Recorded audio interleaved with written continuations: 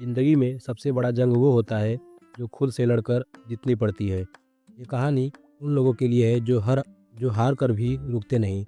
The dark horse एक ऐसी सच्चाई है जिसे हर स्टूडेंट महसूस करता है।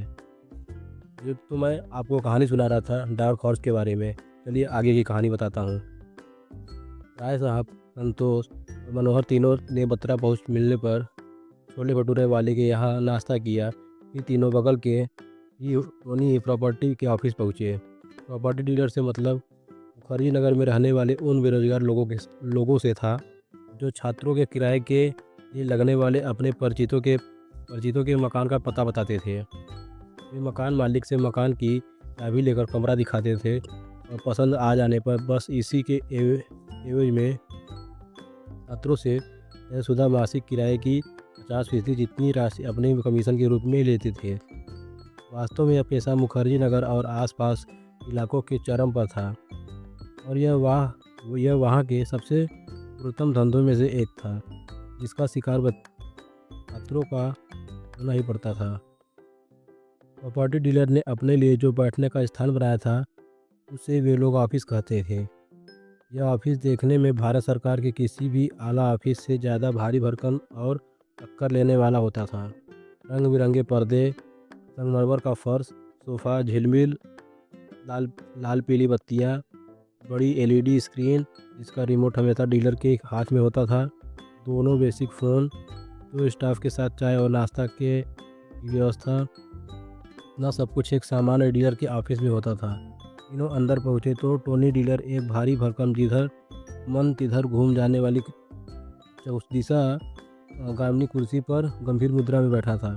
उसकी भाव-भंगिमा से वह सीबीआई का निदेशक लग रहा था और ये तीनों मित्र चतुर्थ वर्गीय कर्मचारी की तरह खड़े थे। आओ जी बैठ जाओ, कितने लोग रहोगे? उन्होंने पहला सवाल पूछा। जी एक जी एक के लिए ही चाहिए, मनोहर ने कहा। कितने रहना है? उन्होंने एक साथ तीनों शेयरों को देखते हुए कहा। जी हमको चाहिए था कमरा। बोलते वक्त संतोष इतना नर्वस था जैसे यूपीएससी के इंटरव्यू बोर्ड के सवाल का जवाब दे रहा हो। कहाँ से हो? टोनी ने अगले खोजी सवाल दागा। जी बिहार भागलपुर से, संतोष ने संकोच और गर्व की मिश्रित भाव से कहा। बिहार, टोनी ने आवाज़ का टोन बढ़ाते हुए कहा। हाँ बिहार, संतोष ने फिर कहा।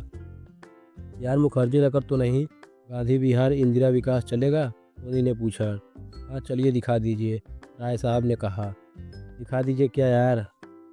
बात पक्की कर लो, साड़ी की दुकान तो है नहीं जो तुम्हें 20-30 देखनी है, टोनी ने रूखेपन से कहा। अंकल आखिर रूम पसंद आएगा तब तो लेंगे, मनोहर ने कहा। अपना बजट बताओ, टोनी ने टेक्निकल सवाल पूछा।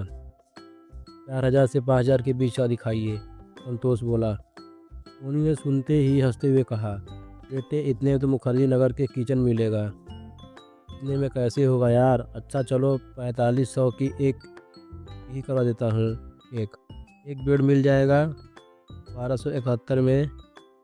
बाथरूम में 8 लोगों से शेयर करना होगा और किचन सिर्फ 4 लोगों से। बोलो सेट कर दूँ? जल्दी बता दो यार। राय साहब ने संतोष की तरफ उम्मीद की नज़रों से देखा कि संतोष जल्दी हाँ बोल दे और उनके कमरे का पर रखा लैपटॉप स्टार्ट हो जाए। दिन रात पड़े बेचैन रहे थे राय साहब। क्या संतोष जी, देखिएगा ये वाला, राय साहब ने दबाव डालते हुए कहा। नहीं महाराज, पैसा देंगे तो धर्मशाला में थोड़े न रहेंगे, संतोष ने गर्दन घुमाते हुए कहा। अरे तो फिर फ्लैट वाला बजट भी रखो बेटे। 4000 में यहाँ कहाँ से मिलेगा बंगला, और तुम्हें पढ़ना भी तो है। सारे बच्चे तो रह ही रहे हैं, दिक्कत क्या है तुम्हें?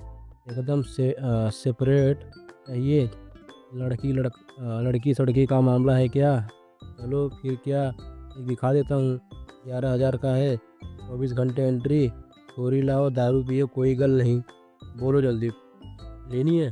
टोनी ने एकदम कमीनेपन वाले अंदाज में कहा। अंकल हाँ सेपरेट चाहिए, माँ बहन भी तो आती हैं कमरे पर, संतोष ने दांत पीसते हुए कहा। टोनी यह सुनकर झेप गया। उसे अपनी बेदुगाही अंदाजा हो गया। वह समझ गया बात लड़के को चुभ गई है। उसने तुरंत बात पलटते हुए कहा। वोटर आईडी है अभी? लाओ चलो एडवांस निकालो। एक 6500 का इंदिरा विकास में पसंद आ जाएगा तो शांत कमरा है, मस्ती से पढ़ना। तो चलिए नरुन को दिखा दो अंकल, यही बैठकर पूरा ब्रह्मांड का एडवांस ले लीजिएगा क्या? मनोहर ने कुर्सी से उठते हुए कहा। ओए बंटी, गड्डी निकाल, दिखा वो इंदिरा विकास वाला। कहते हुए टोनी टीवी के चैनल बदलने लगा। तीनों बाहर निकले। बंटी की बाइक पर दो भी बैठ सकते थे। तब राय साहब ने कहा, आप दोनों देख आइए, हम यहीं रहते हैं। वे दोनों बंटी के साथ निकल गए। इधर अंदर और बाहर की गर्मी से परेशान राय साहब ने झट से बगल वाली दुकान से एक स्प्राइट खरीदी और उसको 10 मिनट में पिया। तब तक संतोष और मनोहर को बाइक पर लटकाए बंटी वापस आ गया। हट साला, यार तो रूम देखे तो राय साहब का बेकार, इतना अंधेरा, एक ठो में तो किचन के अंदर ही रूम का सेल्फ था। अजब अजब रूम है यहाँ, अग्नि मूतने खाने का अलग से कुछ समझ ही नहीं है। संतोष ने बाइक से उतरते ही कहा, चलिए फिर और देखते हैं कहीं।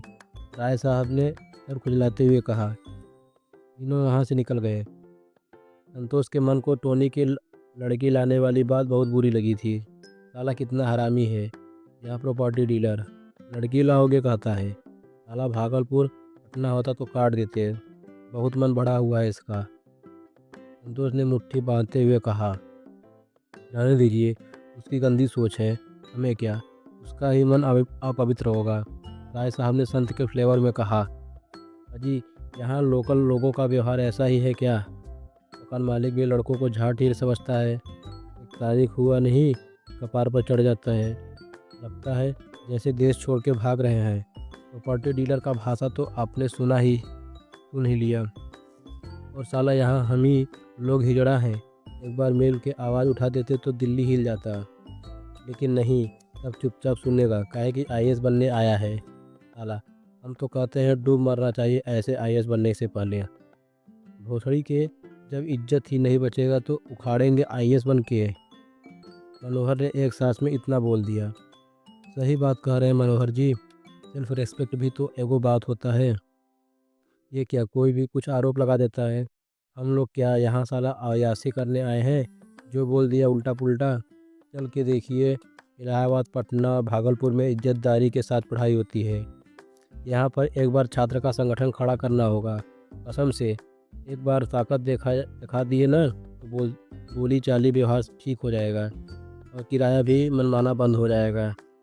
संतोष ने मनोहर की तरफ देखते हुए कहा, सुनिए आप लोग, यहाँ हम सब पढ़ने आए हैं, यहाँ कौन सा ज़िंदगी गुजारना है जो समाज सुधारना ज़रूरी है। चुपचाप बैठ के पढ़ना है, सिलेक्शन लेना है और निकलना है। लक्ष्य से भटकिए मत आप लोग, इतना से लड़िएगा, कोई एकता नहीं होगा यहाँ। सब पढ़ाई पर फोकस होइए, सब पढ़ने आए हैं, यहाँ राजनीति थोड़ी न करने आए हैं। राय साहब ने खोखले जोश के साथ कहा, हाँ निकलना है। वो तो हम समझ गए कि निकल कहाँ आ रहे हैं। 5 साल से ये तो यहाँ बौख ही रहे हैं, न पढ़ने तो आए हैं। पढ़ने ही में तो कोई नीचे उंगली करे तो क्या करिएगा राय साहब? चुपचाप ऐसे ही प्रवचन पेलिएगा। मनोहर ने चिढ़ते हुए कहा, कमरे पर रहिए, कोई वहाँ थोड़े ना आता है बोलने। हम लोग छात्र हैं, केवल पढ़ना हमारा काम है। राय साहब बोले, कोई हमारी खड़े मार ले तब भी पढ़िए, आप ऐसा पढ़ाई। मनोहर ने तमतमाते हुए कहा। संतोष ने मामले को बढ़ता देख हस्तक्षेप करते हुए बोला, अच्छा छोड़िए, भाड़ में जाए प्रॉपर्टी डीलर और मकान मालिक। ये बताइए हम लोग कहाँ जा रहे हैं? इधर चलिए ना, आपके कमरे के लिए ही तो जा रहे हैं। वजीराबाद चल रहे हैं, राय साहब ने चेहरे पर बिना कोई भाव लाते हुए कहा। रुस्तम भाई साहब फिर फ़ोन नहीं किए हो राय साहब? संतोष ने याद आने पर कहा। कौन? रुस्तम सिंह? वो नेतवा का भाई, मेरे कौन बकचोद के चक्कर में पड़े हैं। वो फर्जी के भौकाल टाइट किए रहता है। उसके छोटे चाचा एक बार इंटरव्यू दिए थे आईएएस का, नेतवा के इंटरव्यू के फसल उन्हें काटता है, कहानी सुना के किचाइन कर देता है महाराज। अपने एक बार उपाध्यक्ष का चुनाव लड़ा था इलाहाबाद में, बाद में शंभू सिंह हड़काए, नाम वापस ले लिया। उस बार शंभू सिंह जीते थे, हमारे परिचित ही हैं। मनोहर के चलते चलते रुस्तम का संभव चरित्र चित्रण कर दिया था और शंभू सिंह ने अपनी निकटता की बता दी थी।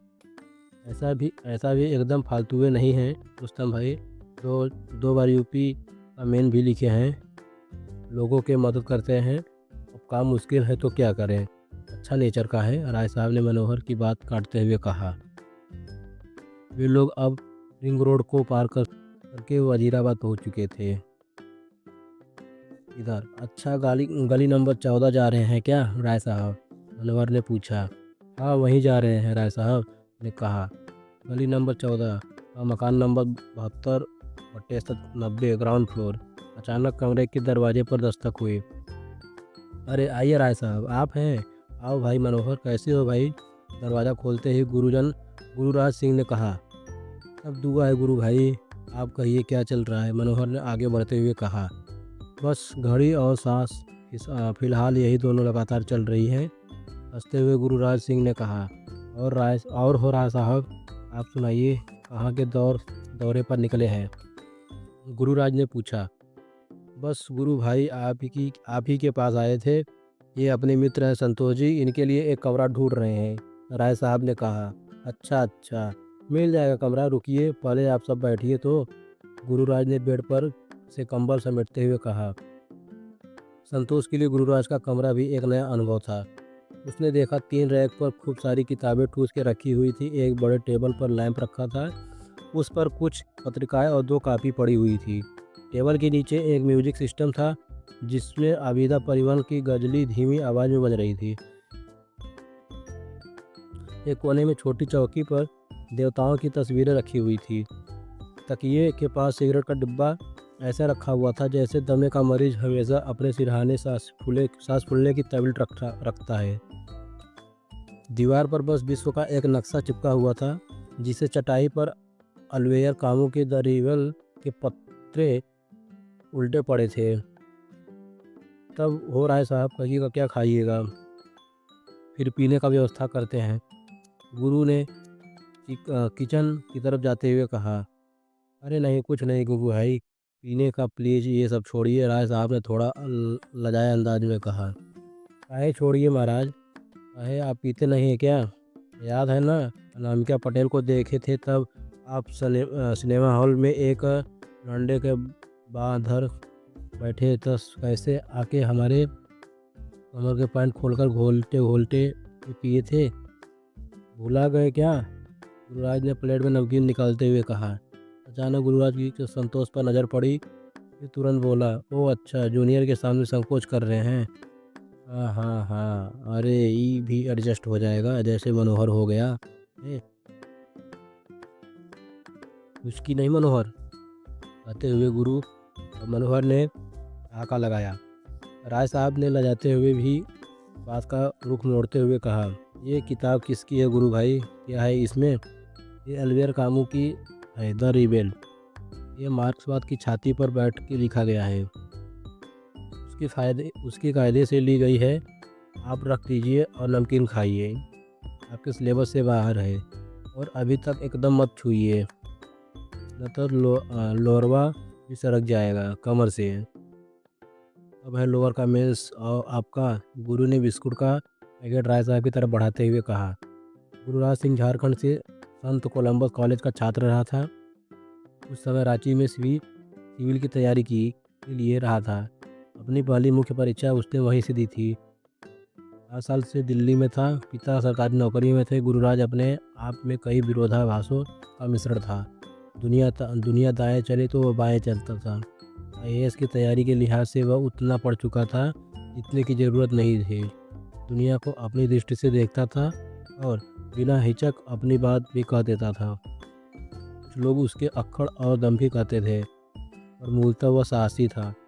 मुखर्जी नगर के बौद्धिक वर्ग के लिए वह एक बिगड़ैल आदमी था। बौद्धिकता की गंभीरता और तार्किकता पर बड़ी निर्ममता से व्यंग्य करता था।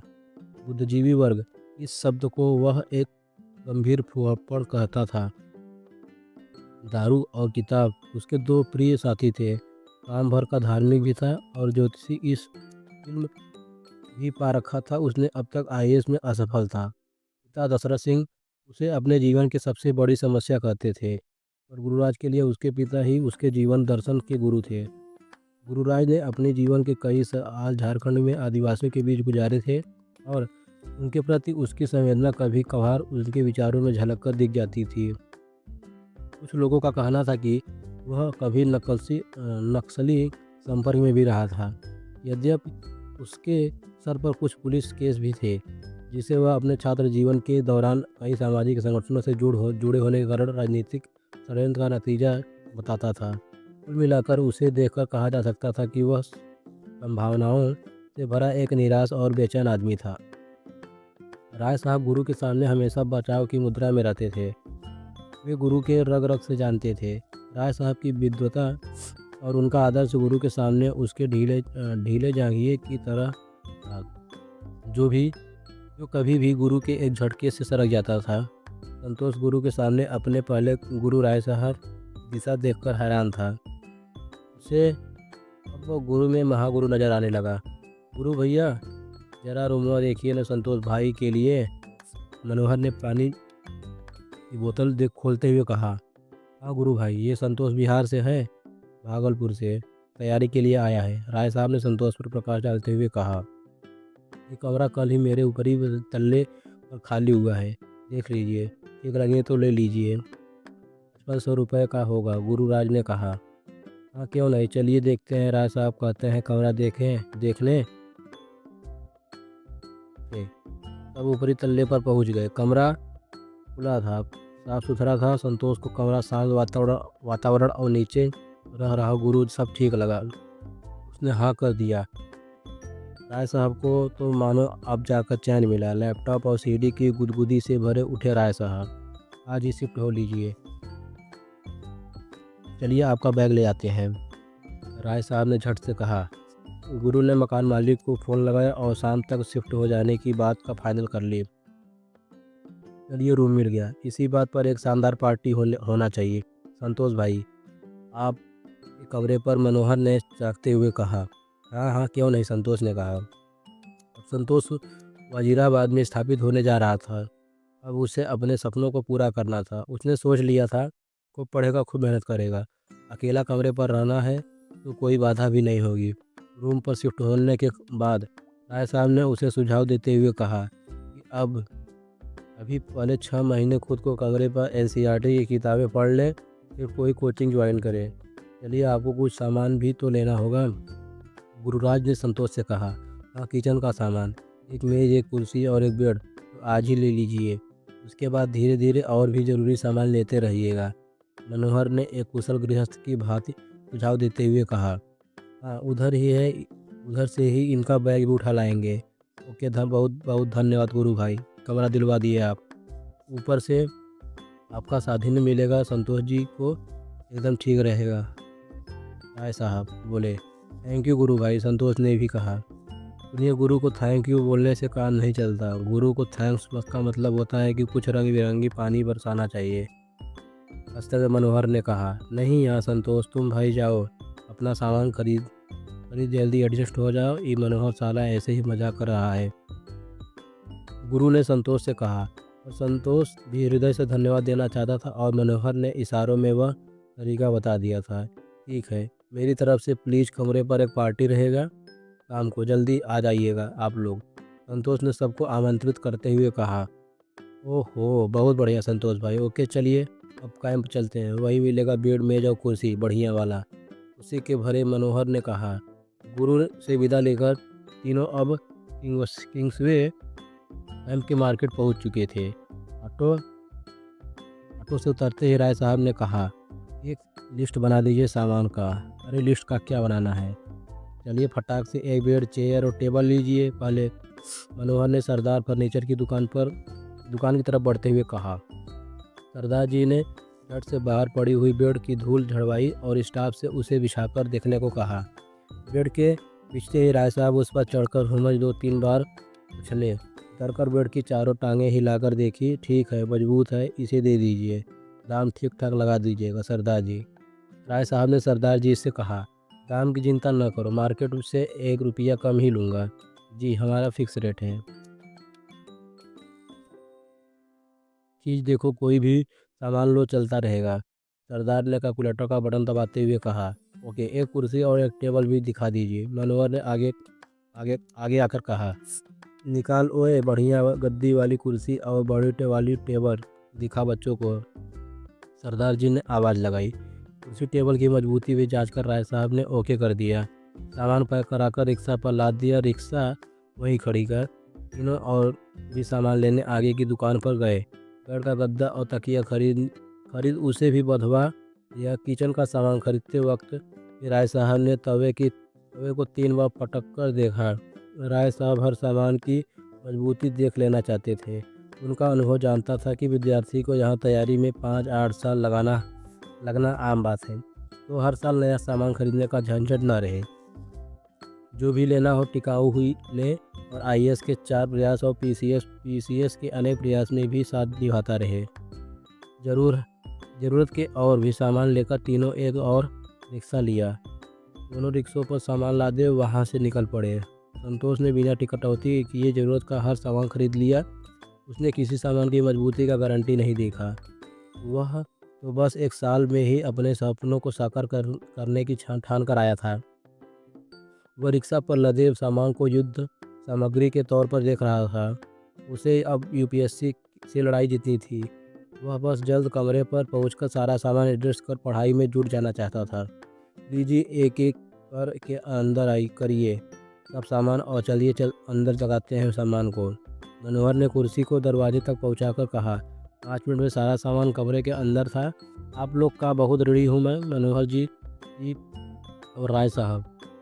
और संतोष ने कृतज्ञ भाव से कहा, अरे उसमें ऐसी कोई बात नहीं, बस अब आप अपने हिसाब से सामान सेट कर लीजिएगा, फिर पढ़ाई में जुट जाइए। और हाँ, एक निब वाला पेन और स्याही ले लीजिएगा। निब वाले पेन से लिखने का अभ्यास डालिए, राय साहब ने नल खोलकर हाथ धोते हुए कहा। ठीक है राय साहब, कल सुबह किताब लेने जाऊंगा बत्रा पर। मनोहर जी भी आ जाएंगे सुबह, फिर हम तीनों तो रात की पार्टी वाला भी सामान खरीद लेंगे। गुरु भाई को भी मैं अभी बुलाऊंगा कल के लिए। संतोष ने रैक को दीवार के साथ लगाते हुए कहा। ठीक है, हम लोग चलते हैं। राय साहब ने जी ठीक है, कल मिलते हैं। संतोष उन्हें दरवाजे तक छोड़ने आया। चलिए मनोहर जी, गुरु भाई से भी कल ही मिलेंगे। राय साहब ने धड़ाधड़ सीढ़ी उतरते हुए मनोहर से कहा। हाँ महाराज, आप इतना हड़बड़ी में हैं, आज सीढ़ी चलेगा खूब। काका मनोहर ठहाका मारते हंसा। राय साहब भी गुदगुदा गए। धन्यवाद दोस्तों। अगर आपको मेरी कहानी पसंद आई हो तो लाइक, शेयर और सब्सक्राइब जरूर करें।